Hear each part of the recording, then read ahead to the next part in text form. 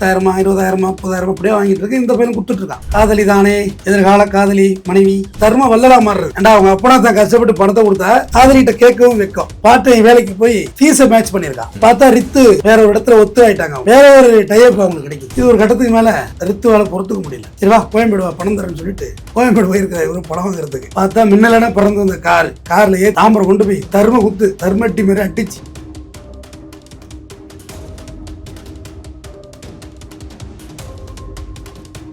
Sir வணக்கம் sir. வணக்கம் sir, சென்னையில் இன்னைக்கு ஒரு சம்பவம் நடந்திருக்கு. என்னன்னா, கல்லூரி மாணவனை காரில் கடத்திட்டு போயிட்டு கும்முன்னு கும்மியிருக்காங்க சார் அவங்க ஃப்ரெண்ட்ஸ் எல்லாரும் சேர்ந்து. இட் மீன்ஸ் அந்த பையன் காதலிச்ச பொண்ணோட ஃப்ரெண்ட்ஸ் எல்லாருமே சேர்ந்து அதில் பொண்ணுங்களும் இருக்காங்க. வழக்கமாக வந்து பொண்ணுங்களுக்கு பாதுகாப்பு இல்லைன்னு தான் சொல்லுவாங்க. இதை அப்படியே மாற்றுறதுக்கான வேலையை வச்சுக்கலாமா, பசங்களுக்கு பாதுகாப்பு இல்லைன்ட்டு? அதாவது நீங்கள் பொண்ணுங்களுக்கு பாதுகாப்பு இல்லைங்கிறது ஜென்ரல் மித்து. அது ஆக்சுவலாக அந்த மித்தை உடைக்கிறது தான் என்னோட வேலையாகவும் இருக்குது. அந்த மித்து தவறான மித்து. அது பாதுகாப்புலாம் இருக்குது. பசங்களை வந்து ஒரு லவ் பண்ணுறேன்னு சொல்லி இன்ஸ்டாகிராமில் லவ் பண்ணி அவனை கிட்னாப் பண்ணுறாங்கன்னா அது எப்படி எடுத்துக்கிறது? இன்னைக்கு எல்லாம் ஜெயிலுக்கு போயிட்டாங்க. கார் சீஸு, கிட்னாப் பண்ண கார் சீஸு, விளைவு இருந்த செல்ஃபோன் எல்லாம் ஆப்பிள் ஃபோன் எல்லாம் வச்சுருப்பாங்க. ஒரு லட்ச ரூபா ஃபோனு எல்லாம் காலி. கூட இருந்த தோழி இதோட ஃப்ரெண்டாக இருந்த தர்ஷினி அது ஜெயிலுக்கு போயிட்டு, சஞ்சய் ஜெயிலுக்கு போயிட்டா, சரவணன் ஜெயிலுக்கு போயிட்டாப்புல. ரித்திகா இந்த பொண்ணு தாம்பரத்தை சேர்ந்த பொண்ணு இன்ஸ்டாகிராமில் லவ் பண்ணுது. இந்த பையன் வந்து சசிகுமார். எந்த ஊர் சொந்த ஊர் பார்த்தீங்கன்னா கடலூர் மாவட்டம் சீமுஷ்ணம் பக்கம். அங்கேருந்து சென்னைக்கு படிக்க வர்றாரு.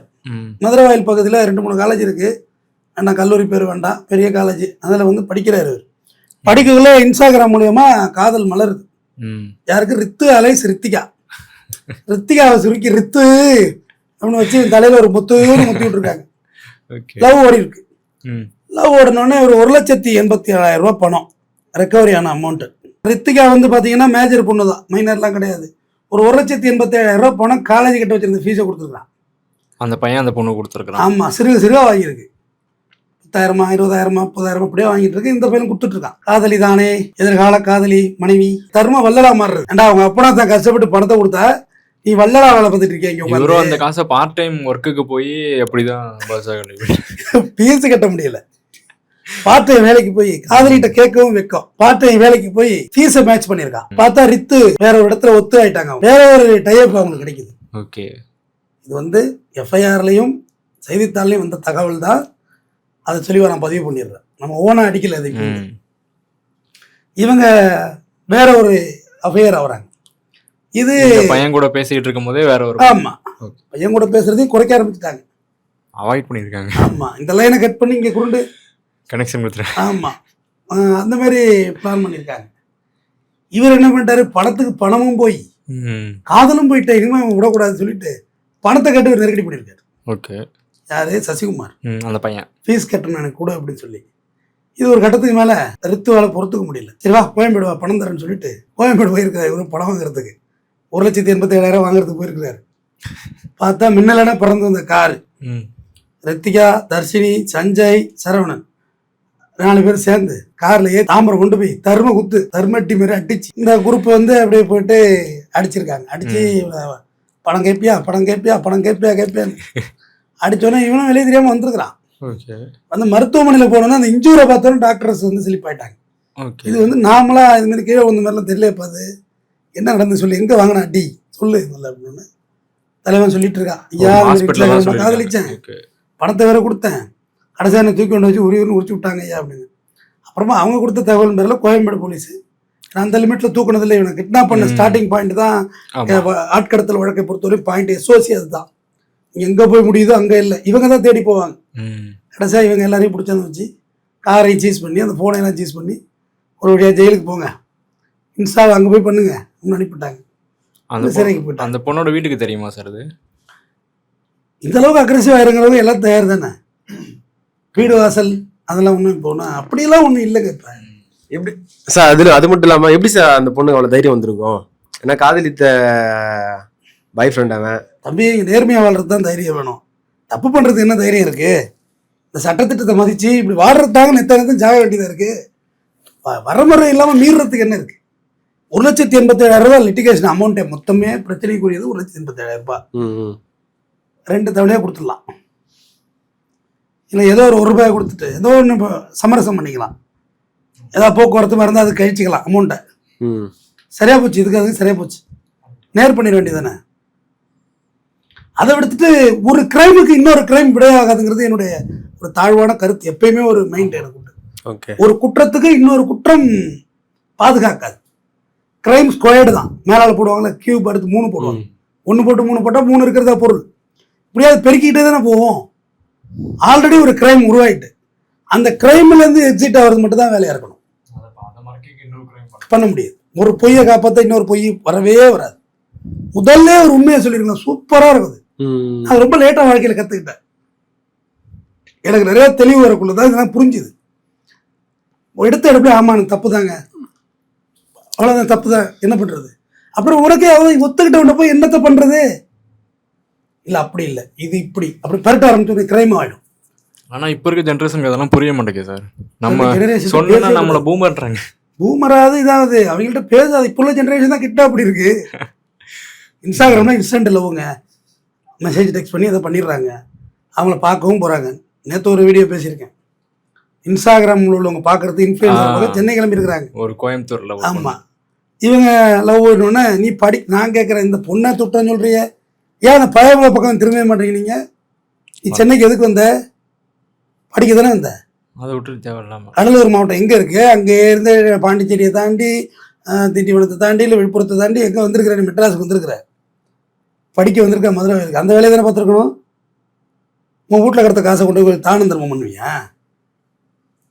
அது தப்பா இல்லையான்னு கேட்குறேன். அறம் இல்லையில, அதுவும் அறம் இல்லையில. ஆமாம் சார். சார் காதல்லாம் சொல்லிட்டு வராது இல்லை சார். இப்போ கிட்னாப்பு கொண்டு கொண்டு இருந்தாக்க அது ரேட்டு சொல்லிட்டா கொலை பண்ணுவாங்க. உன்னை தாம்பரத்தில் குழி தோண்டி ஒன்று போச்சிருந்தாக்க என்ன பண்ணுவா? உன்னை குத்துனாங்கல்ல, இப்போ ஊமை குத்தா ஒரு குத்து ஸ்லிப்பாகி விழுந்து இறந்து போகிறான். இவங்களுக்கும் சொல்கிறேன், இந்த ரித்திகா கும்பலுக்கும் சொல்கிறேன், ஒரு குத்து கூட விழுந்து செத்து போயிருந்தா மர்டர் கேஸ் ஆகிருக்கேன் எல்லாரும். தவறான இடத்துல பட்டு முடிஞ்சிருக்கும். ஆமாம், ஒரு உயிர்நாடியில் பட்டு போகுதுன்னு வச்சுக்கோங்க, எதுவுமே செய்யக்கூடாது. இப்போ யாரையும் நீ நிலைமை அப்படி இருக்கு, எல்லாம் வீக்காக இருக்கிறாங்க, பொகுலாக இருக்கிறாங்க, தட்டி இனக்க விழுந்துருவான். அப்படி இருக்கு நிலவரம். சரி, கொலை கேஸ் ஆகிடும், நீ பிரச்சனைக்குரியவள் ஆகிடுவாங்க. நான் சொல்கிறேன், whatever maybe you go to police ஸ்டேஷனுங்கிறது என்னோட கருத்து. இந்த பையன் தான் முதல்ல போயிருக்கணும். நான் இந்த மாதிரி 1,80,000 கொடுத்தேன். காதலிச்சிருந்தே கயட்டி விடுறதெல்லாம் இப்போ அது எப்படி போச்சு, ரப்பர் பேண்ட் மாதிரி டைட்டாக இருந்தால் கயட்டிடணும் சார். ஆமாம் சார், காலையில் நல்லா இருக்காங்க, சாயங்காலம் பிரேக் பண்ணிட்டு போடுறாங்க. அது இதுக்காக வேண்டி பிரேக் அடித்தாங்க. இப்போ ஒரு லாரி பிரேக் அடிக்கும் நாளைக்குள் காதலித்து முடிந்து விடுகிறது. ரயில் சிநேகிதம் மாதிரி ஆகிட்டு காதல்லாம். ரயில் சிநேகிதம் கூட லாங் ஜேர்னியில் தான் பிக்கப் ஆகும். பொண்ணுங்க இல்லைப்பா, பையன் சும்மா பேசுவாங்க, இறங்கி போயிடுவாங்க, யாருமே யாரோட பழகிக்க மாட்டாங்க.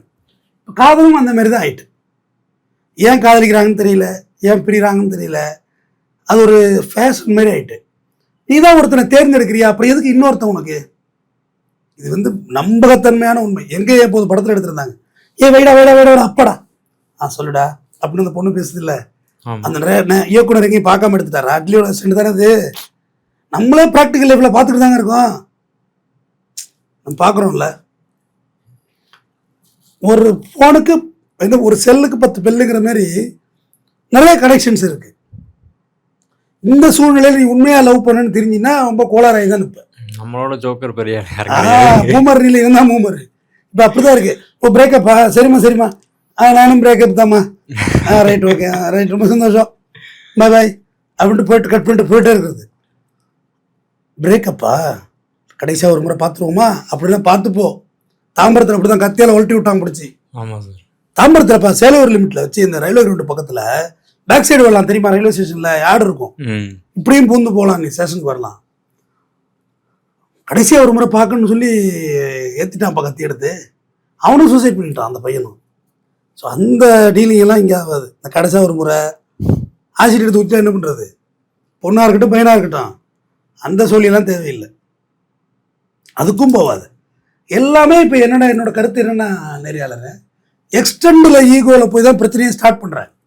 ஆமாம் சார், எனக்குன்னு ஒரு ஈகோ இருக்கும், அது வரைக்கும் நீங்கள் வரலாம். என் ஈகோவுக்கு வந்துட்டீங்கன்னா கண்டிப்பாக அது பிரச்சனையாக தான் கிளாஷ் ஆகும். அதை தாண்டும் போது கண்டிப்பாக யாருக்குமே உள்ளது தானே, பூனை யாருக்கு நாயா இருக்கு, எல்லாருக்கும் தான் கோவம் வருமே. கோவம் யாருக்கு வராது? கோவப்படாமல் இருக்கிறது தான் இங்கே பெரிய மனசு வேணும். கோவம் தான் நாய்க்கு பேய்க்கு எல்லாருக்கும் வருது. கோபப்படாமல் இருக்கிறது ஒரு பெரிய பழக்கம் வேணும், ஒரு அமைதி வேணும், ஒரு பெரிய மனப்பக்குவம் வேணும். மனப்பக்கம் வேணும், கண்டிப்பாக வேணும். கோபப்பட்டால் கண்டிப்பாக எனது அருமை பார்வையாளர்களை இழந்து விடுவீர்கள், எல்லாத்தையும் காலியாயிடும். சினங்காக்கால் காவாக்கால்ங்கிற சோகப்பர் சுழிழுக்கப்பட்டு கோபத்தை அடக்கலாம், டோட்டலாக காலி தான் நீ. இப்போ எப்படின்னா அந்த கோபம் முக்கியமா, ஆப்போசிட்ல இருக்க பர்சன் முக்கியமான்றது நம்ம தான் முடிவு பண்ணணும். கரெக்டு தானே? கோபங்கிறது ஒரு உணர்ச்சி, ம். அன்பு மாதிரி, காதல் மாதிரி, காமம் மாதிரி, இப்போ பசி மாரி உணர்ச்சி. அந்த உணர்ச்சிக்கு மெஷர்மெண்ட் வைக்க முடியாதுங்கிறது தான் இங்கே பிரச்சனை. ம். இந்த விஷயத்துக்கு இவ்வளோ கோவப்படணும்னா, இப்போ வந்து இந்த கண்ணாடி இருக்குது, இந்த கண்ணாடி போட்டால் நல்லா இருக்கும், ஒன்றும் பெரிய விலையெல்லாம் கிடையாது இது. ம். இப்போ நீங்கள் உடச்சிடுற இது தவறி, ஏன் அப்போ பார்த்து வைக்க மாட்டியாப்பா அப்படின்னு கேட்கலாம். ம். இல்லை நம்ம உடைச்சோம்னா என்ன ஆகிட போகுது, நான் தெரியாமல் நான் போட்டிருந்தேன்னா உன்ன மேலே கோவப்பட முடியாது, என் மேலே எப்படி கோவப்படுறது நானே, சீத்தலை சாத்தனாரான்னு தள்ள குத்துறதுக்கு அவ்வளோ பெரிய ஞானி இங்கே ஒருத்தன் இல்லை. சரி நம்ம உடச்சி தான் நினச்சிக்கலாம் 2, இல்லை எங்கேயோ தவறி உடைச்சிட்டோம், பச்சை பிள்ளை வீட்டில் உடைச்சிருச்சுன்னு நினச்சிக்கலாம் 3, இல்லை உடைவன் தானே உடைச்சான் என்ன போய் தான் பெரிய ஆகிட போகுது 4. இல்லை இது எவ்வளோ பெரிய ஒர்த்து, இது நம்மளால வாங்க முடியாதா, வேற தொலைஞ்சு போனால் போகுது, உடுப்பா கையில் குத்திக்காதப்பா, பார்த்து கிளாஸ் மெதுவாக வெள்ளி போடுங்கப்பா. இதில் எந்த முடிவும் எடுக்கணும்? இல்லை நாய் மாரி வள்ளுன்னு ஒன்று விழுந்து பிடுங்கலாம். அறிவு இருக்கா மட சாம்பிராணி, இன்னும் ஒரு கெட்ட வார்த்தை கூட போட்டுங்க, 10-15 பீப் போட்டு கூட வார்த்தை போட்டு. ஒரு கண்ணாடி ஒழுங்காக வைக்க தெரியாது, உனக்கு கல்யாணம் ஆக மாட்டாருன்னா கண்ணாடிக்கு கல்யாணத்துக்கு என்ன சார் இருக்குன்னா கன்ஃபியூஸ் ஆயிடுவேன். நீ சொல்கிறேன், கோபத்து கூட மெஷர்மெண்ட், கோபத்து கூட காமெடியாக முடிக்கலாம். ஒரு கண்ணாடி கூட ஒழுங்காக வைக்க தெரியல, கல்யாணம் ஆகி உனக்கு என்ன ஆக போகுது, அது காமெடி ஆகிடும். அந்த இடம் வந்து பீக்கு போய் டெம்போ போயிட்டு அப்படியே டைலூட் பண்ணிடலாம். பெரும்பாலும் நான் திட்டுவது அப்படித்தான் இருக்கும். அதை எங்கே ஒரு கோபத்தில் வந்து அப்படியே அந்த ப்ரெஷரை வந்து அடக்க தெரியணும். ஸோ கிண்டி விட்டு போயிடக்கூடாது. இதுவும் அப்படிதான், 1,87,000 பணம் இன்னொருத்தனோட உள்ள அதை ஃபினிஷிங் பண்ணியிருக்கலாம். இல்லை ஒரு போலீஸ் ஸ்டேஷன் போயிருந்தா சிம்பிளாக கூப்பிட்டுருப்பாங்க police, Rithika madam please come. எப்படியும் ஒரு 15 நாளுக்கு இந்த பிரச்சனையும் சால்வ் ஆயிருக்கும். கூப்பிட்டுருப்பாங்க, ரித்திகாவே கூப்பிட்டு பேசியிருக்கோம், ஏன் போலீஸ் ஸ்டேஷன்லாம் போனேன், நான் பணம் கொடுத்துட்றேன், ஜிபே பண்ணிடுறேன், எல்லாத்தையும் வாபஸ் வாங்கிட்டு ஓடி போயிடு கண்டிப்பா நடந்திருக்கும் அப்படின்னு சொல்லியிருப்பாங்க. இல்லை ரித்திகா என்ன செஞ்சிருக்கணும், நான் அது போலீஸ் ஸ்டேஷன் போயிருக்கலாம், தாம்பரத்தில் ஆலுமன் போலீஸ் ஸ்டேஷனில். ஆனால் இதில் அவங்க ஸ்டேஷன் போகிறதுக்கு என்ன சார் இது, அவங்க போக முடியாது, போய் ஒன்றும் பிரயோஜனப்படாது. பட் ஒரு சான்ஸ் சொல்கிறேன், பை சான்ஸ் எங்களுக்குள்ள ஒரு ப்ராப்ளம் இருக்கு அப்படின்னா அவங்க ஏதோ ஒரு பேசி செட்டில் பண்ணுவாங்க. ஓகே, அதுதான் ப்ராப்பர் வே. நீங்கள் தானாக டிசைட் பண்ணுறது, அவங்க இடத்துக்கு போய் சவுடால் பண்ணுறதெல்லாம் இங்கே வேலையாகாது. நீ இருக்கிற உன் வீட்டுக்கு வந்துட்டதுனால எல்லாம் சால்வ் ஆகிடுமா? ஒரு பொம்பளை பிள்ளை உன் வீட்டுக்கு வந்துட்டா என்ன ஆகிட போகுது, ஒன்றாக போகிறது இல்லை. இல்லை இது ஒரு பிளாக்மெயில் நடக்குது, வீட்டுக்கு வந்துடுவோம், வாங்க என்ன இருக்குது இப்போ, என்ன பண்ண போகிறீங்க, வீட்டுக்கு வந்து வாங்கோ வந்து உட்காருங்கோ சாப்பிடுங்க, அதெல்லாம் ஒன்றும் இல்லை. இந்த பையலுக்கு போய் இந்த ஹாஸ்டலுக்கு முன்னாடி பைக்கை ரேஸ் பண்ணுறது, வான்னு ஹாஸ்டலுக்கு முன்னாடி ரேஸ் பண்ணால் போலீஸ் வரும்டா கொஞ்ச நேரத்தில், அதுவும் செய்யக்கூடாது. சட்டப்படி தான் நாம் பிரச்சனைகளை தீர்த்து கொள்ள வேண்டும். தொடர்ந்து மற்றொரு குற்ற சம்பவத்தில் பேசுகிறேன். நன்றி. நன்றி.